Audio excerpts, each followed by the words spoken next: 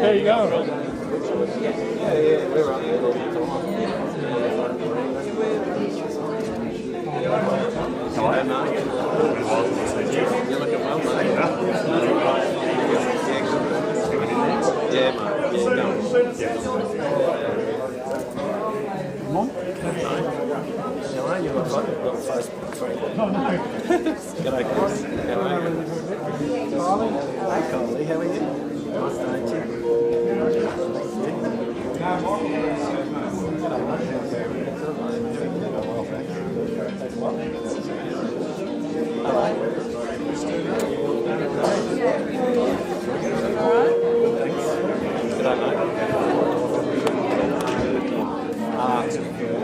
That's all right. Thanks, mate.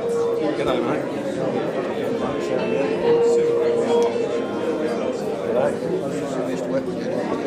Oh, really? What's your name?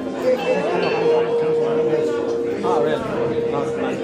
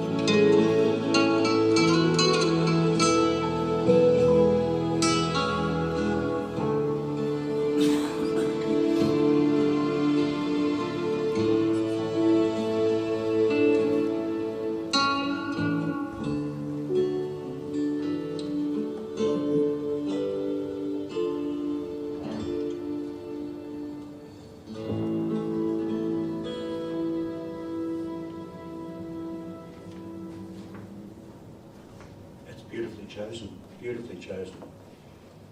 Ladies and gentlemen, please, with the events in Sydney last night, just for a moment, let's just pause and give a thought to all those whose lives have been taken.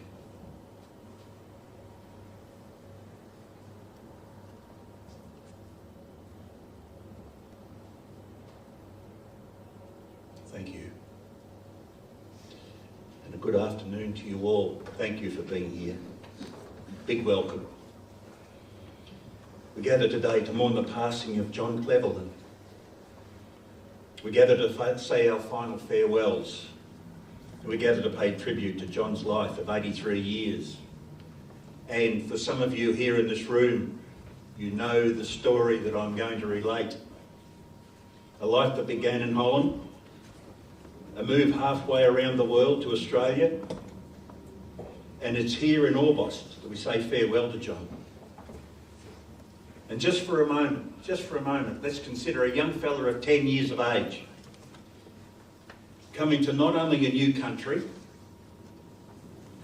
but a new language, especially the language, and a new culture.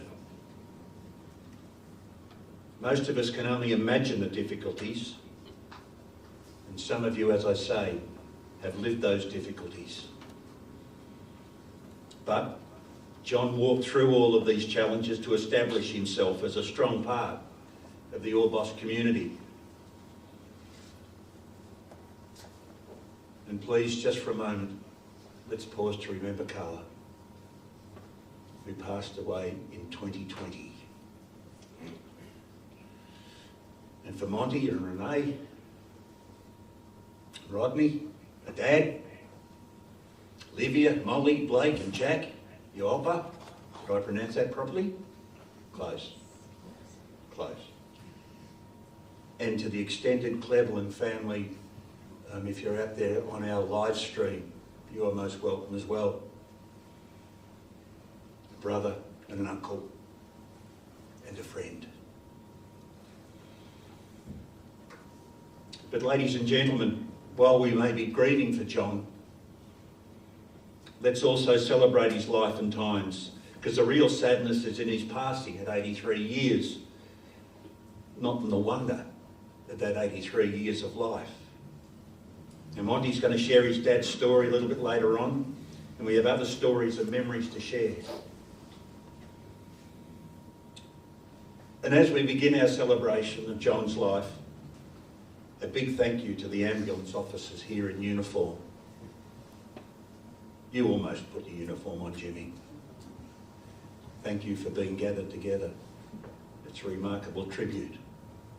And if you need to head off very, very quickly, you are more than welcome. Fly straight out the door.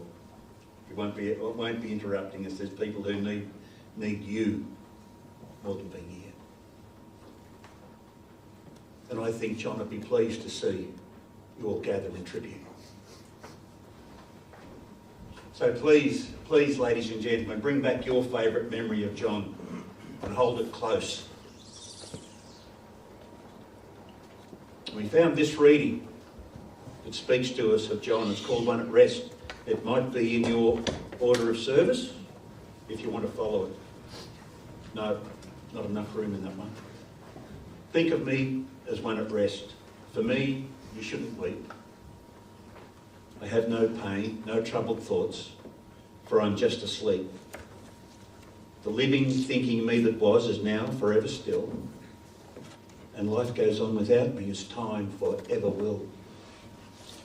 Now, if your heart's heavy now because I've gone away, dwell not long upon it, friend, for none of us can stay.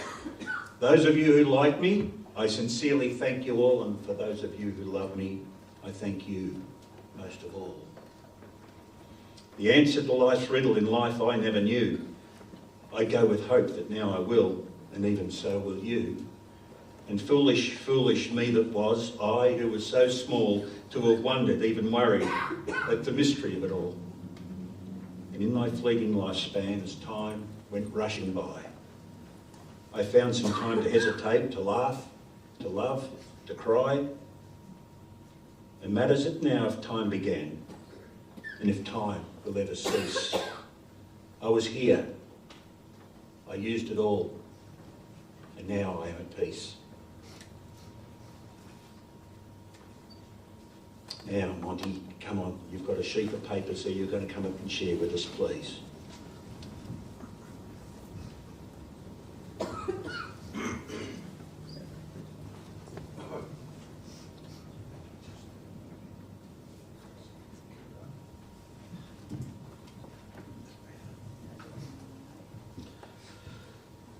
Thanks, Peter. Thanks for everybody who's made time to come today. We appreciate it.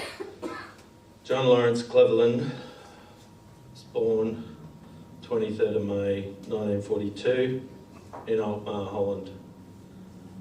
He was affectionately known as Cleve around the town.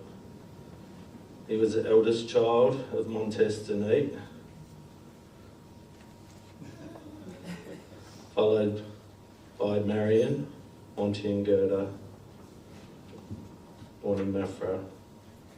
Gerda since passed, rest in peace. John was the father to myself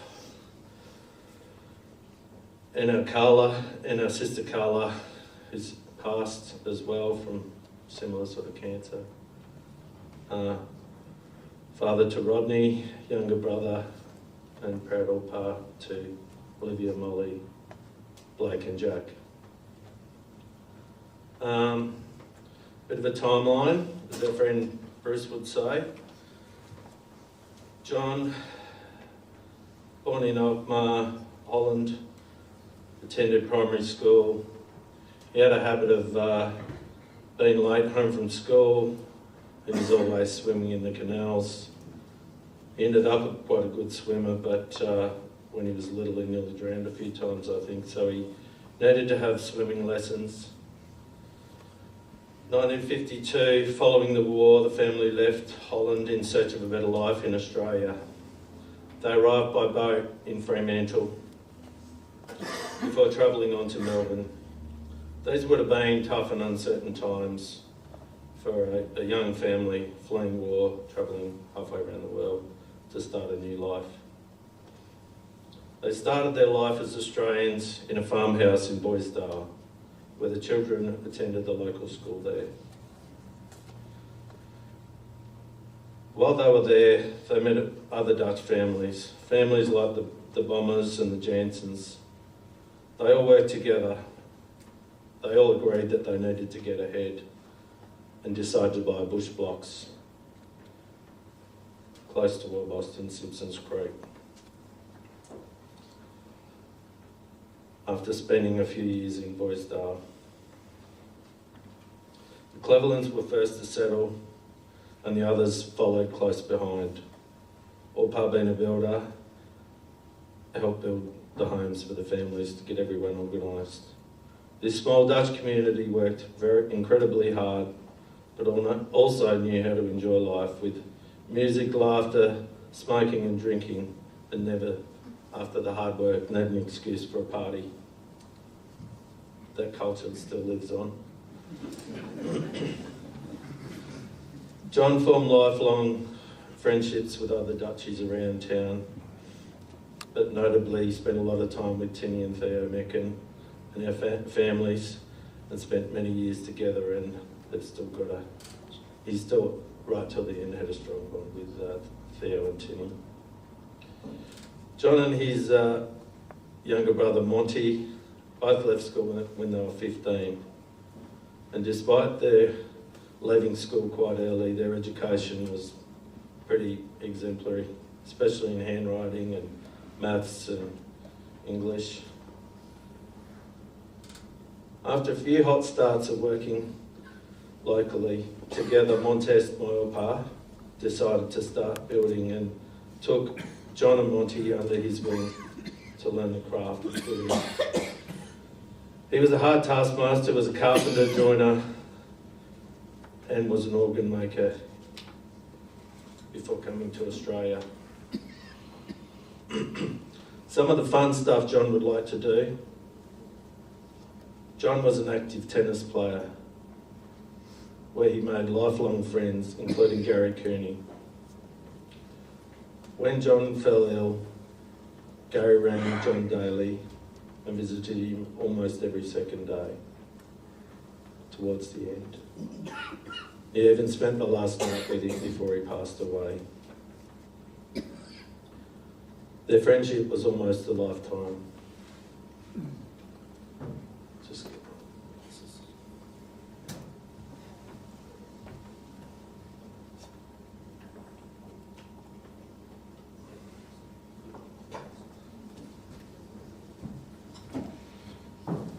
pitfalls of getting old. He was a keen swimmer, often swimming in the Brodribb River. I think they used to have competitions there and had a swimming club before the pool opened. He enjoyed going to local dances on Saturday night and driving around with his mates. One well-remembered story involved a few of his mates, John and Graham Kearney, and another mate having a few drinks. And then somehow the Holden EH wagon ended up in the Snowy River. Needless to say, he was very embarrassed that it was impounded in the yard for a few days. We'll leave it at that. Family and building. In 1969, he met Denise Ingram, worked at the Commercial Bank of Australia. The first date was at the drive-in in Bensdale. Love blossomed and they married in January 1971. John's dad retired from building, and that's when John started out on his own as a builder, and Denise doing all the bookwork and accounts. Some of his early building projects were a lot of old buildings around town and reconditioning and building new, but demolishing the old corner store, service station, the bottle shop, renovating the Top Hotel, and demolition of the G&N and rebuild. He also built the forestry offices in Browning Street.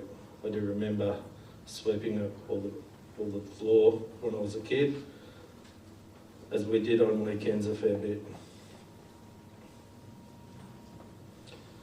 He was a leader in the area for innovation and always trying to buy new tools and plant to keep ahead of the curve for a bit of more innovative way in construction.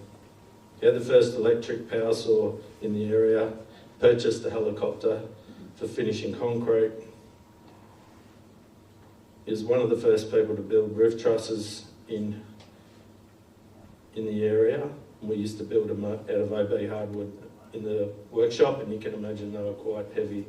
You wouldn't lift them, you would slide them.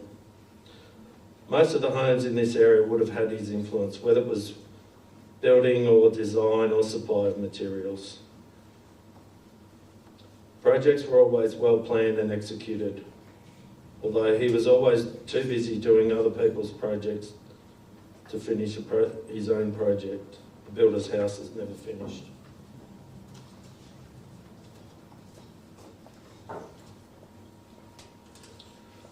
Monty was born, that's me, in 1972, Carla 1974, Rodney 1976.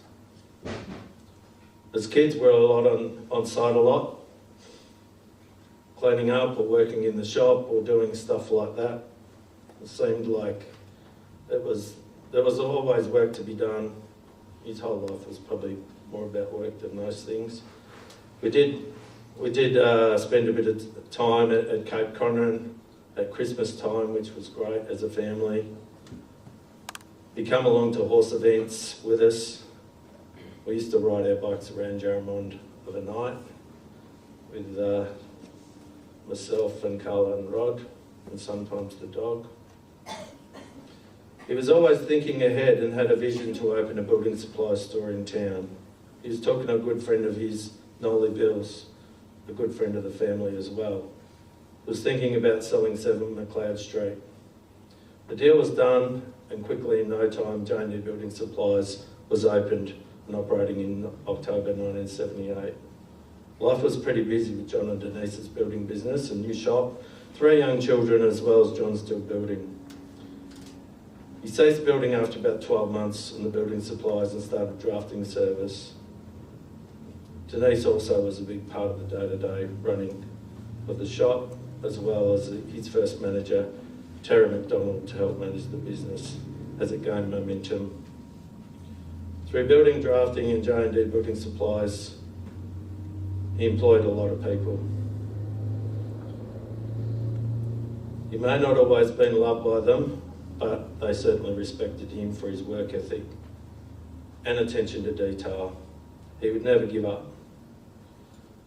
One good thing I learned from him, that once you paid your bills, you don't have to worry about it. In the 80s, he was quite a big builder for the size of the town. Interest rates were around 20%.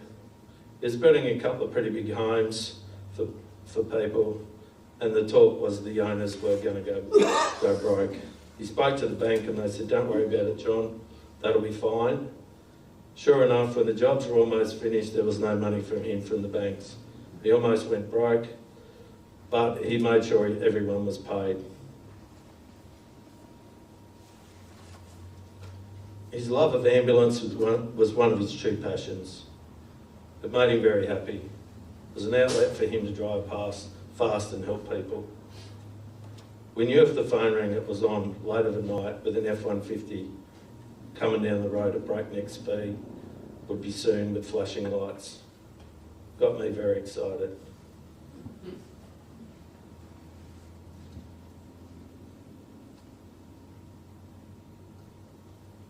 He did 32 years of ambulance service, which Peter will talk about, that our good friend Jim Barnett has wrote. As well as his building, he had a bit of a love for trucks and being independent. Maybe that's where I got it from. The opportunity to buy some bigger trucks and run to Melbourne and pick up freight was exciting for everyone. He bought an old Acco which was done up, but it was a bit slow. Then he upgraded to a Ford Tray to run to Melbourne. I think he always wanted an even bigger truck, but Mum was on to him to keep it manageable. Driving the trucks for Dad got me out of the office and gave me a bit of a taste of freedom.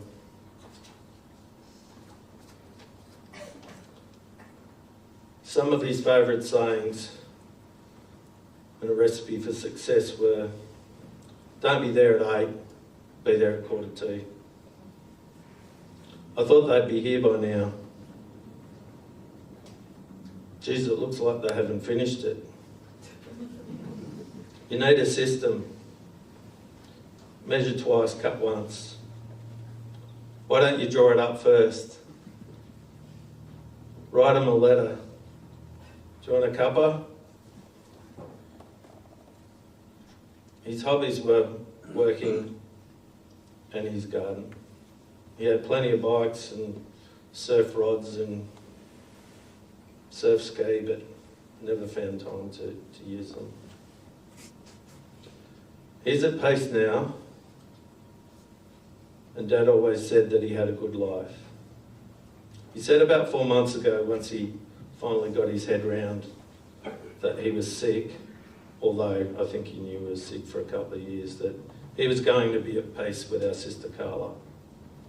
It was a defining moment, as even though he lived a lot longer than anyone had thought, this would be due to his strong will and defied all the odds for a little while to spend a bit more time with us.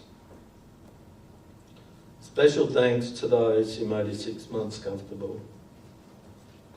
We really appreciate the support of the local community here today and those who travelled to be here. A few notables were ambulance services and the Orbost Health. Thank you on behalf of Monty, Renee and Rodney. Rest in peace with Carla.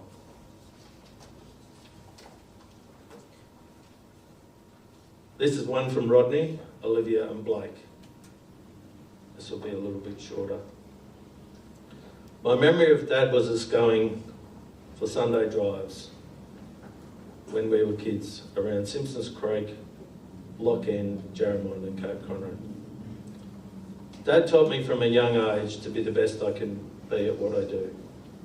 I have fond memories of sitting at the kitchen table, drawing up house plans with Carla. In the workshop, we enjoyed spending time with Dad making roof trusses, cutting up timber, riding our bikes and helping in the building supplies.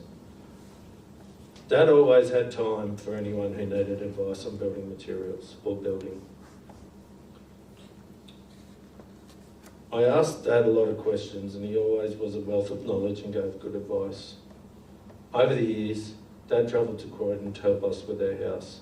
He would not stop, he just kept working all the time. Time was never wasted. And it showed us how much he cared. In later life, Dad enjoyed his garden, walking laps around the oval with his good friend Dennis, his neighbour. Loved fish and chips, especially at Tinny and Theo's on a Friday night.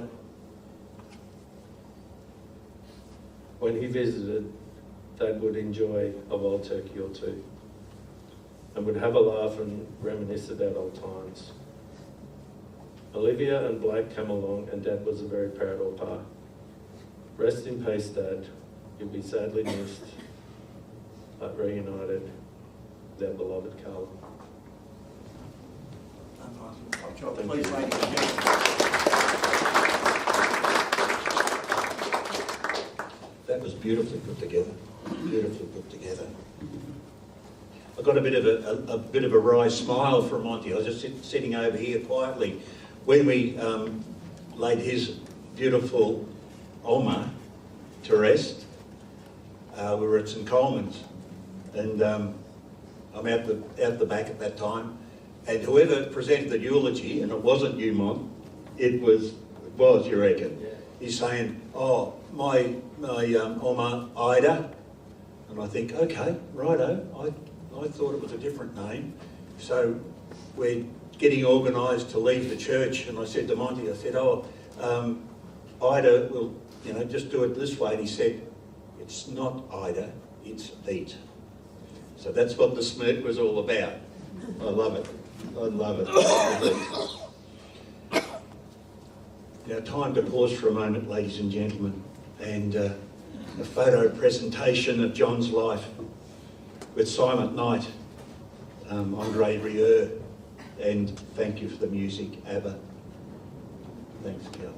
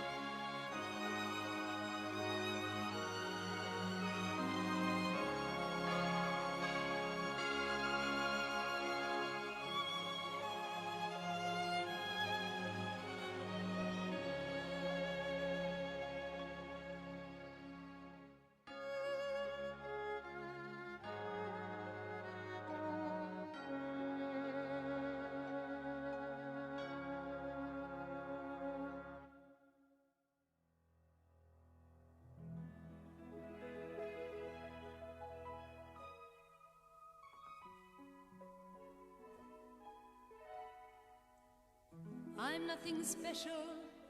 In fact, I'm a bit of a bore. If I tell a joke, you've probably heard it before. But I have a talent, a wonderful thing, 'cause everyone listens when I start to sing. I'm so grateful and proud. All I want is to sing it out loud. So I say thank you for the music, the songs I'm singing. Thanks for all the joy they're bringing. Who can live without it? I ask in all honesty. What would life be without a song or a dance? What are we? So I say thank you for the music, for giving it to me. Mother says I was a dancer before I could walk. She says I began to sing long before I could talk. And I've often wondered, how did it all start? Who found that nothing can capture a heart like a melody can? Well, whoever it was, I'm a fan. So I say thank you for the music, the songs I'm singing. Thanks for all the joy they're bringing. Who can live without it? I ask in all honesty.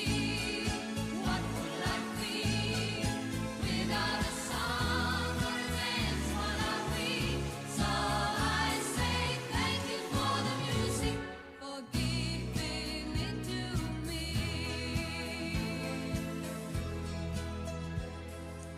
I've been so lucky.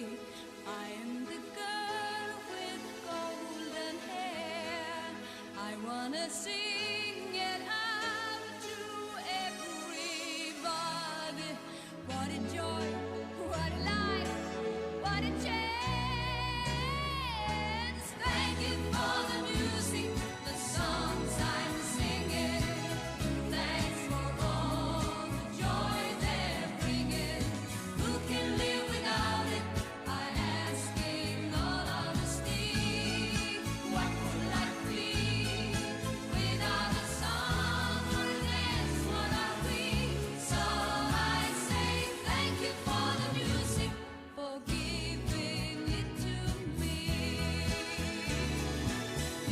So I say thank you for the music, for giving it to me.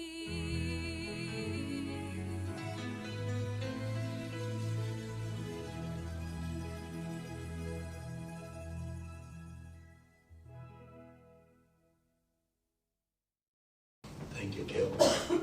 Beautiful memories. Beautiful memories. Now, ladies and gentlemen, when our tribute to John's at an end, please, if you're able to, stay with us here. The catering ladies, I think I can smell the sausage rolls up the back there somewhere. Please stay and share some memories. There's lots and lots to share, so if you're able to, I know that the family would love to have you hang about for a bit, please. Now, tributes. Renee, this is yours, and I do it with pride, eh? John, I came into your family not knowing what I'd find, but I soon came to realise we had a special bond together. I'm not sure why, but I think it's because we both enjoyed the simple things in life. I was quick to learn that you had your own set ways. I learned never to call you in the morning because at 9 a.m. you were doing your 3 laps around the oval with your good friend Dennis Wiener. I learned Friday night was fish and chip night, regardless of what part of the world you were in. I remember one time when you came to visit us, I was making a roast for dinner, but you demanded that it was your shout for fish and chips. It was probably the one time we argued, surprisingly, considering our Dutch-Ukrainian heritage. That would have gone against us. Well, I ended up winning that battle, but I never did it again. I learnt never to buy you unless it was blue, your favourite colour, or a shirt without a pocket because you always had to carry a pen around. I'm not sure why when you were meant to be retired. When you came to the farm, we often got to spend extra time together. It was usually because we weren't allowed to do all the important jobs. We were always assigned, excuse my French, but what we would call the shit jobs. We used the time to solve all the problems of the world and talk about the things we enjoyed, gardening and cooking. We would work until we'd had enough, then we'd quit and call it a day, go and put our feet up and watch your favourite TV shows. Renee saying I'd spoil you with home-cooked meals. It didn't matter how good they tasted or how bad they turned out, you always appreciated them. And would say, "Oh, John, that's turned off, that's good, thank you." You always appreciated them and would say what a great cook I was to my family and how lucky they were to have me. It was an honour for entrusting me to help you through your recent hard times. You never wanted for much and often felt like you were being a burden on everyone. But for me, it was special, as it meant we got to spend more time together. I loved getting your favourite magazine, the Women's Day, and talking about all the celebrity goss or listening to your favourite music concerts. And my most recent memory was when we went for an excursion around aged care because it was raining, but ended up playing bingo, both for the first time in our lives. You were concentrating so hard because all you wanted to win was the Chocky Frog. Thank God we got a win. But most of all, it used to make me laugh when I'd go to visit you, and when you'd had enough of me, you'd say to me, "Haven't you got any work to do?" So on that note, until we meet again, thank you for being a great father-in-law, and I hope you will continue to watch my garden grow from up there. Renee. Beautiful Renee. Now, want we clap? Come on, Denise, yes, please. Beautifully written. And Molly and Olivia. Come on, girls, your turn.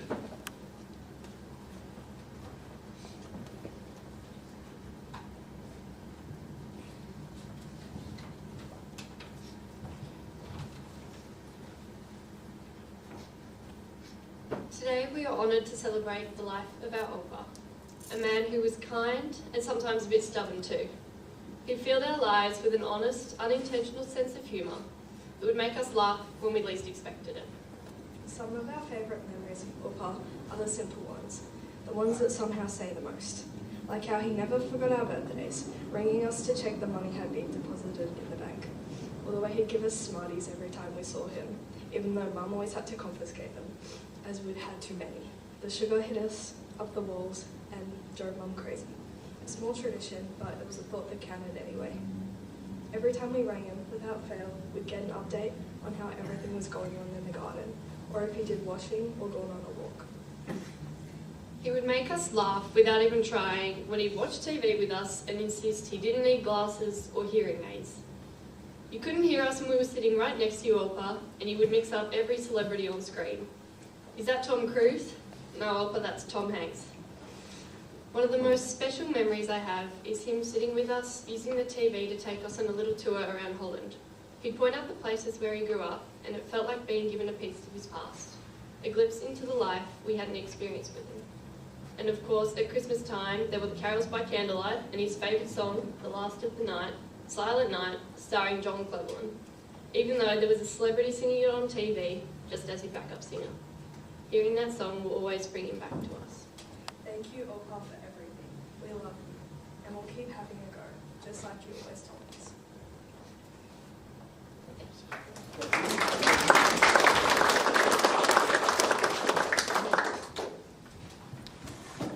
I love that thought, the final thought, we'll keep having a go because that's what you taught us. Now, Jimmy Barnett, this is on behalf of you, Jim. John Kleverlaan. Now, Clevo, as it rolls out, yep. I first met Clevo when I was working in Orbost after transferring from Melbourne. And Clevo was one of the volunteer ambulance officer team and a long-serving member of the ambulance auxiliary, neither of which was a paid position. Purely voluntary and a testimony to the dedication to the care of the community these volunteers gave. Clevo was an integral part of a small team who supported the AMBOs, as we were called then, either as a second officer on the case or in many instances the primary response to anything and everything the paramedics face. Not only volunteer time to on-job cases, but time in extensive training to gain and improve skills above a first aider. He related many instances of feeling in over his head, but having to continue until either backup arrived or they arrived at the hospital. Clevo took the job very seriously, and although he appeared reserved, could tell of many instances of the funnier side of playing in the ambulance field. John was also a member of the ambulance auxiliary, whose role was to support and promote the ambulance service in the community, raise funds for new equipment, and generally support the paramedics in looking after the community. In around 1990, the volunteers' name was changed to ambulance community officers, and the uniform changed from white overalls to the traditional blue uniform, and that's John's uniform just there. And along with this, an increase in the training. Clevo was proud of his driving skills, and you could always rely on him to give you a smooth ride when treating a patient in the moving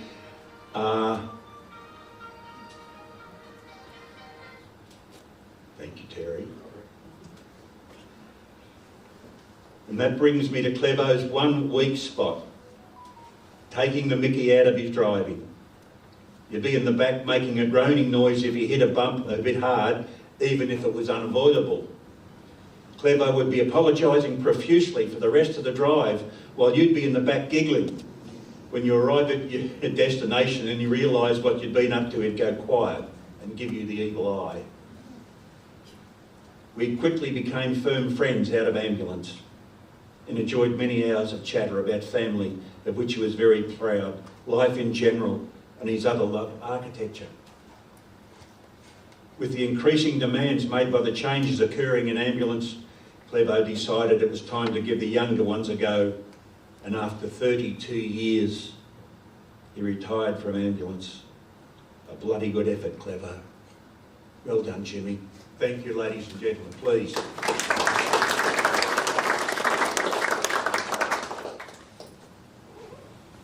All of a sudden, 32 years has just gone like that. And that would have been back in the days when you would have had some interesting call-outs.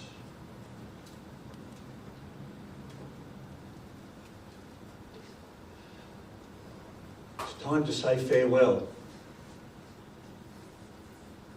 to this man, John Kleverlaan. And maybe the house across the road will eventually be finished, but for a builder's house, it's still in construction stage. Monty told me of a couple of yarns too, and you'll hear them when you gather at the end of our tribute. His legacy is all over Orbost, all over the area. A life of hard work, which sometimes is to the detriment of family, because that's what you do, you work hard to get ahead. And I loved it when Monty said that the Dutch community, a small community, you all got together and worked together for the betterment of everybody. He's given his community service, 32 years of it. He's given back to his community with the buildings that he's left behind. As I say, his legacy. And that's what we need in our community. people who are prepared to knuckle down, work hard and enhance our place, make it better. And that, ladies and gentlemen, is John Kleverlaan. Thank you all so much for being here this afternoon. If you've got time while you're having a cuppa, come down and have a look at the display down here. There's lots of things. There's a most beautiful photo of John and Carla and other certificates. And I can't remember what it is.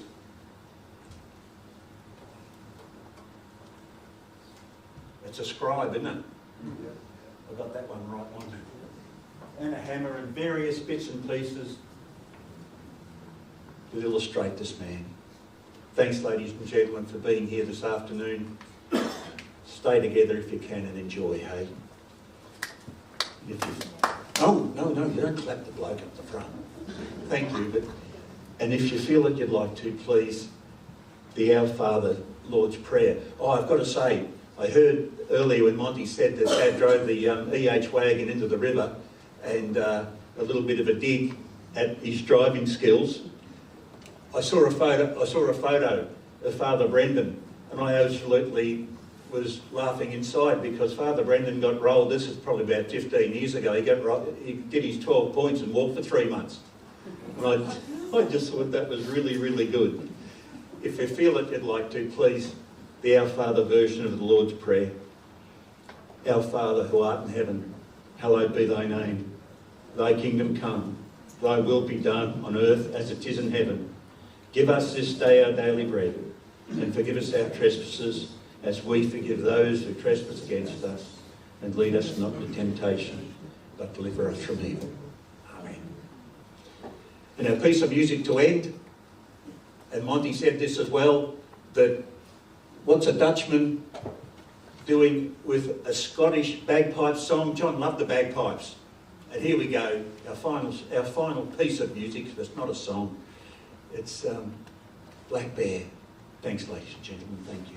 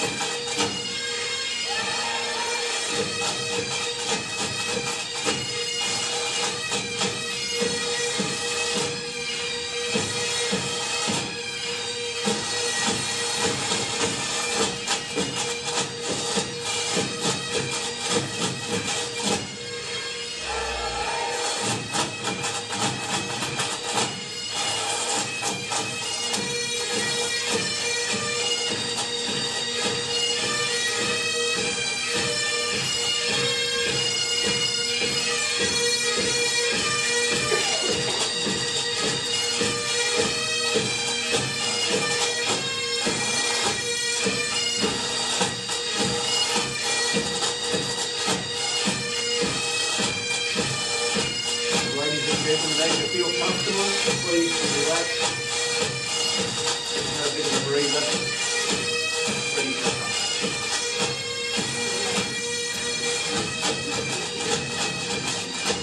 for